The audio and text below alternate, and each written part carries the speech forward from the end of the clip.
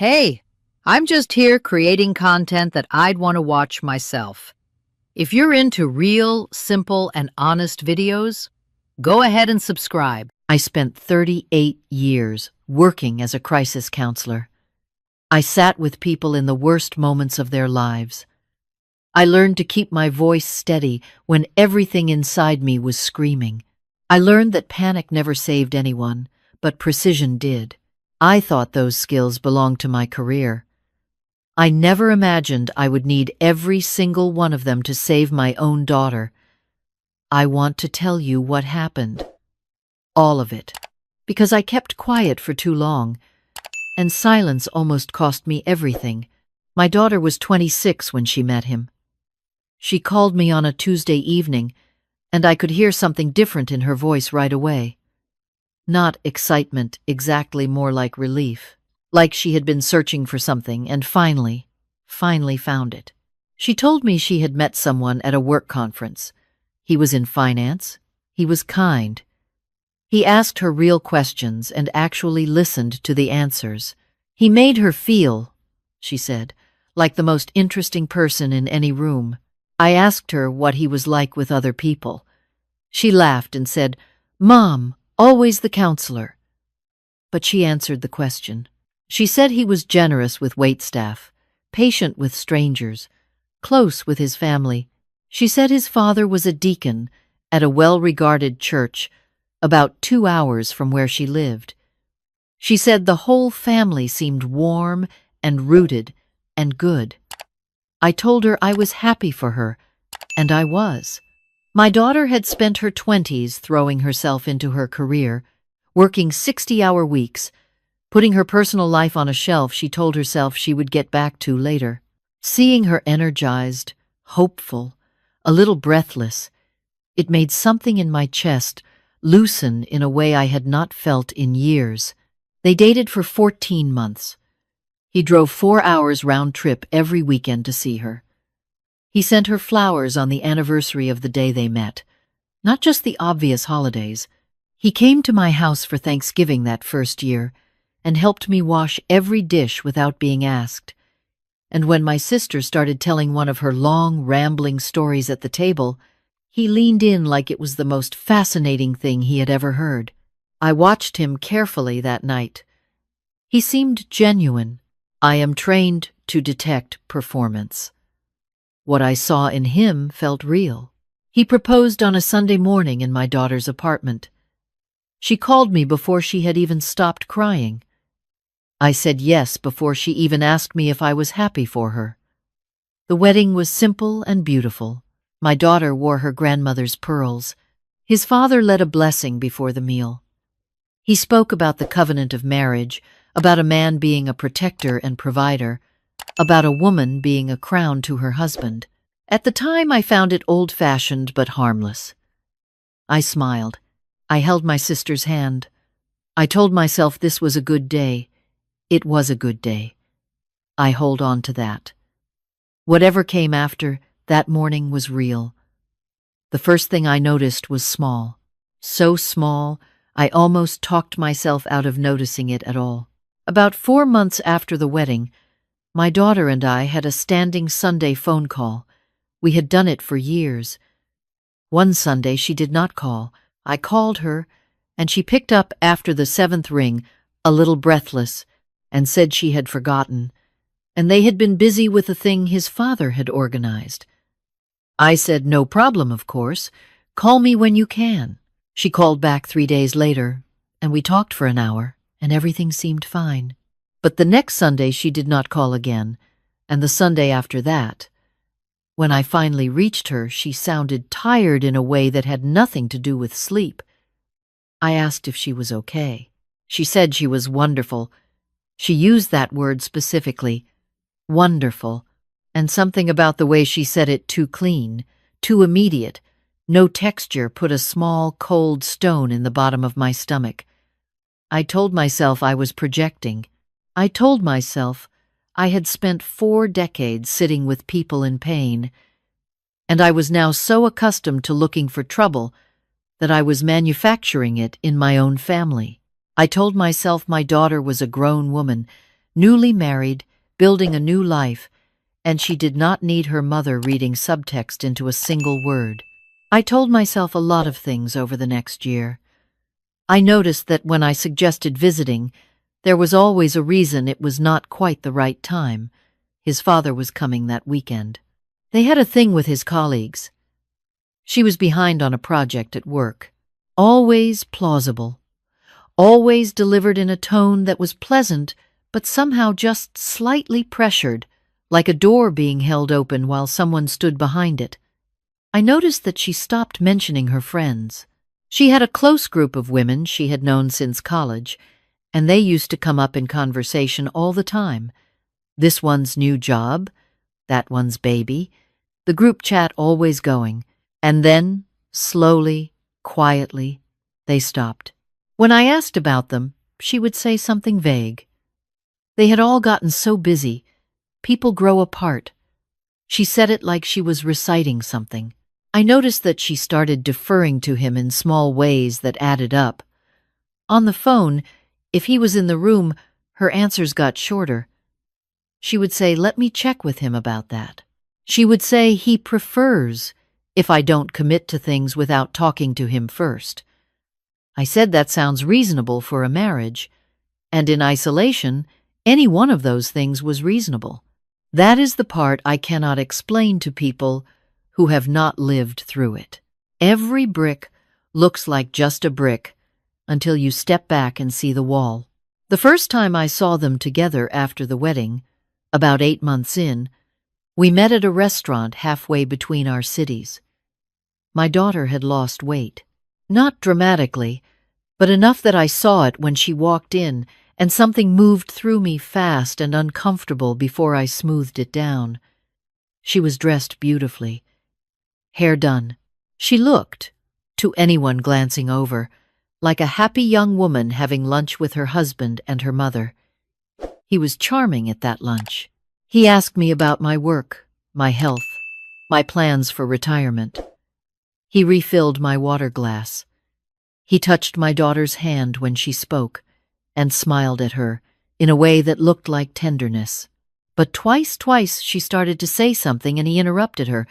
Not rudely, just smoothly, redirecting, taking over the sentence and finishing it in a slightly different direction than where she had been heading. And both times she stopped. She did not push back. She did not even seem to register it. She just stopped, like a clock that had learned to stop itself before the alarm. I drove home that evening and sat in my driveway for 20 minutes before I went inside. I started paying closer attention after that. I started calling more often at unexpected times. Sometimes she answered. Sometimes she did not. When she did, I listened, not just to what she said, but to what she did not say. The pauses, the moments where the sentence changed direction mid-thought. The careful, measured way she described her life, always fine, always good, always wonderful, every word sitting too perfectly in a row like furniture, arranged for a showing rather than a home that people actually lived in. I called an old colleague of mine around this time, a woman who had specialized in coercive control for most of her career. I did not tell her it was about my daughter. I framed it as a professional consultation. She listened to what I described and was quiet for a moment. Then she said, "You already know what this is. You are just hoping I will tell you you are wrong."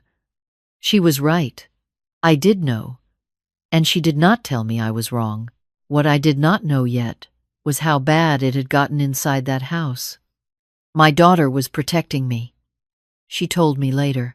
She said she knew if she told me the truth I would act, and she was terrified of what he would do if she gave her a reason. She had already learned, in ways I was not privy to, exactly what he was capable of. He had never raised his hand to her at that point. What he had done was methodical and quiet. He had monitored her phone, not secretly, openly, like it was a reasonable thing, like transparency in a marriage meant she owed him access to every text, every call, every search. He had moved their finances so that her paycheck went into an account he managed, and he gave her a monthly allowance. He had told her which clothes were appropriate and which were not, framing it as caring about how the world saw her. He had slowly, patiently, made her world smaller until the only thing left in it was him and what he approved of. And his father had helped. This is the part that still makes my jaw tighten when I think about it. His father was not in the dark. He was not a bystander who did not know what was happening in his son's marriage. He was counsel. He was cover. When my daughter had once, early on, tearfully told her husband that something felt wrong, that she felt controlled and alone, her husband had brought her to his father's office, and his father had sat across from her and spoken about submission and sanctity and the sacredness of a wife's trust in her husband. He had taken her fear and dressed it in scripture and handed it back to her as a personal failing. She had walked out of that office, believing the problem was her own heart. I did not know any of this yet. What broke it open was a Sunday afternoon in October. I had called my daughter, and she had not answered. I had texted and gotten back a single word, busy. No punctuation, no warmth, nothing. Something about that one cold word at 3 in the afternoon on a Sunday landed differently than all the other small things. I cannot explain it precisely. I just knew. The way you know in a crisis, past logic, past your own doubt, you just know. I got in my car, and I drove 2 hours to her house. She opened the door, and I saw her face and my training and my composure, and every professional wall I had built over 38 years collapsed completely for about 4 seconds before I rebuilt them. Because I needed them. I needed to be precise. Her left eye was swollen and dark. There was a cut at the corner of her lip that had scabbed over. She was wearing a long-sleeved shirt in October warmth, and she was holding herself slightly to the right, the way a person holds themselves when breathing on one side hurts. She said, "Mom," and her voice broke on that one syllable like it had been held together with almost nothing for a very long time. He was not there. He had gone to his father's for the afternoon. Of all the things that would become relevant later, that detail that he had gone to his father's matters more than it might seem right now. I did not cry. I did not raise my voice. I sat with my daughter on her couch, and I held her hand and I let her talk for as long as she needed to talk. And she talked for a long time. About all of it. The monitoring, the allowance, the clothes, the friends she had let go, because it was easier than the questions he asked when she came home. The way his father had told her that a wife who could not keep peace in her own home lacked faith. The first time he had grabbed her arm, and the way she had convinced herself it was not what it was. And then 3 weeks ago, and then last week, and then yesterday, I sat with her and I listened to all of it, and I kept my voice very, very steady. When she was done, I asked her one question.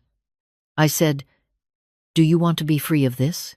She looked at me like it was a question in a language she had forgotten she once knew, like the possibility of it had been so far outside her available world that she had stopped being able to see it. Then she nodded, slowly at first, and then with everything she had. I said, "Okay." Then I took out my phone. I want to be clear about what I did not do. I did not call anyone to come hurt him. I did not make threats.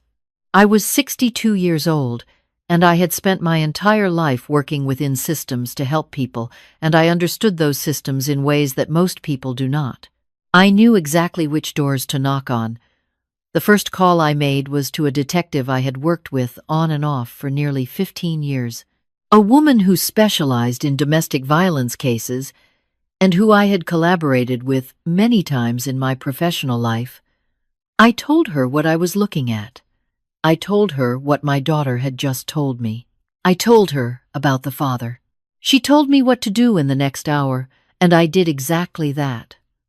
My daughter's injuries were documented that evening by a medical professional.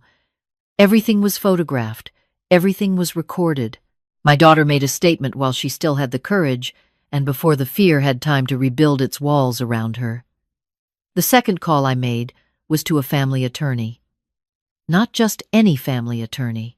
One who had handled cases involving financial abuse and coercive control specifically, and who understood that the money my daughter had earned over 2 years of marriage had been moved and managed in ways that constituted theft. What happened with his father took a little longer, but it came. Because here is what I knew, and what his father did not know that I knew.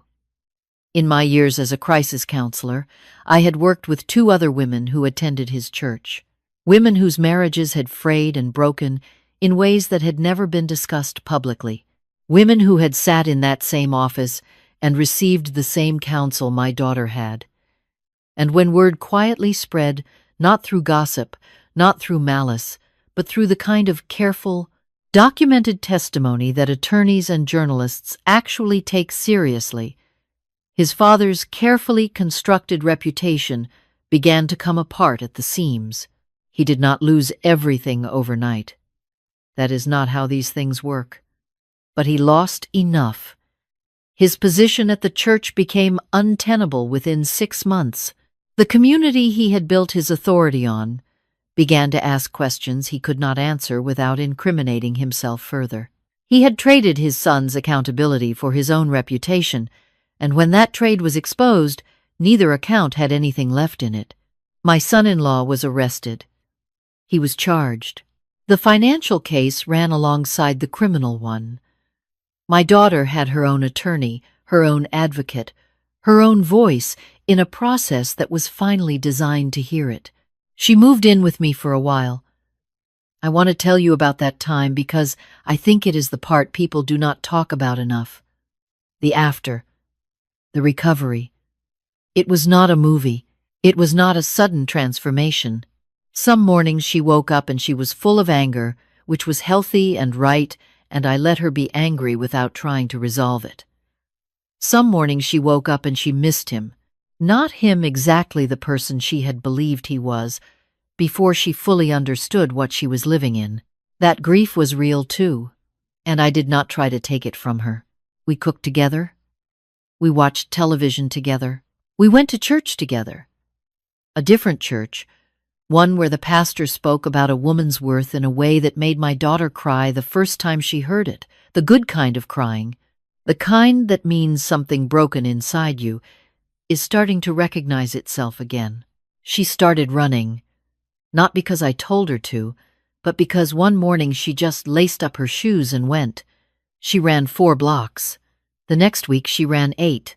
By spring she was running 3 miles every morning, and I would watch her come back through the door with her cheeks flushed and her breathing hard, and that particular expression on her face, not happiness exactly, not yet, but something more fundamental than happiness, something like the memory of who she was before someone spent 2 years convincing her she was nothing. She is her own woman now. She has her own account, her own apartment, her own friends, who she sees when she wants to and calls when she needs to. She calls me on Sundays and she never misses the call. I am 63 years old. I have seen a great many things in my work and in my life, and I have made peace with the fact that I cannot fix everything, cannot reach everyone, cannot always act in time. But I am grateful. I am deeply and specifically grateful that when my daughter needed me to see her clearly, I was not so far inside my own hope that I could not see what was actually there. Because hope is a gift, and hope is also a place you can hide when looking directly at the truth feels like more than you can bear.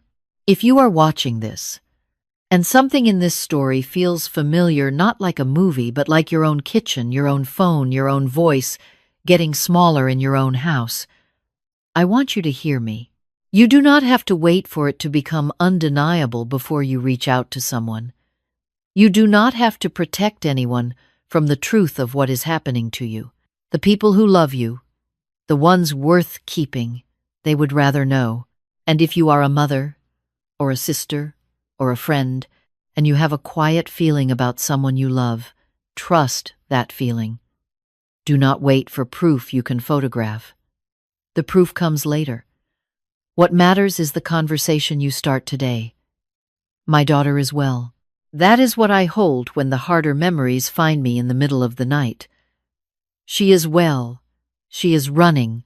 She is awake in her own life, in a way I was not sure, in some of those long, dark months, I would ever see again. I am grateful for every single ordinary Sunday phone call. I want to ask you something before you go.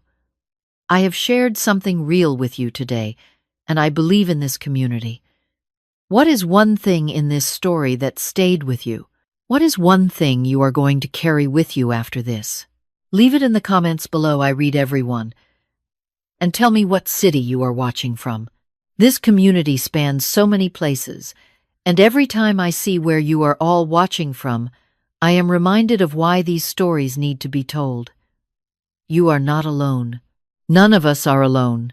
Take care of yourselves and take care of each other. I will see you in the next one.